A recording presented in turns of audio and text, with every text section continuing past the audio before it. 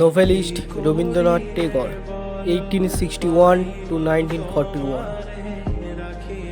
বাংলা সাহিত্যের একজন অন্যতম ও জনপ্রিয় লেখক বিশ্বকবি রবীন্দ্রনাথ ঠাকুর। কবিগুরু রবীন্দ্রনাথের জন্ম জোড়াসাঁকোর ঠাকুরবাড়িতে 7ই মে 1861 সালে এবং মৃত্যু হয় 7ই আগস্ট 1941 সালে।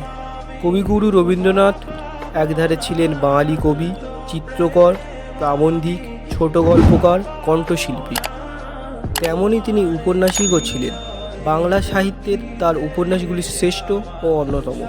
তিনি প্রায় 13টিরও বেশি উপন্যাস লিখেছেন। সেগুলি হল: নাম্বার 1 বউ ঠাকুরানীর হাট 1883, নাম্বার 2 রাজর্ষি 1887, নাম্বার 3 চোখের বালি 1903, নাম্বার 4 নৌকাডুবি 1906, নাম্বার 5 প্রজাপতির নির্বন্ধ 1908, নাম্বার 6 গোড়া 1910, নাম্বার 7 ঘরে বাইরে 1916, নাম্বার 8 চতুরঙ্গ 1916, নাম্বার 9 যোগাযোগ 1929, নাম্বার 10 শেষের কবিতা 1929, নাম্বার 11 দুই বোন 1933, নাম্বার 12 মালঞ্চ 1934, নাম্বার 13 চার অধ্যায়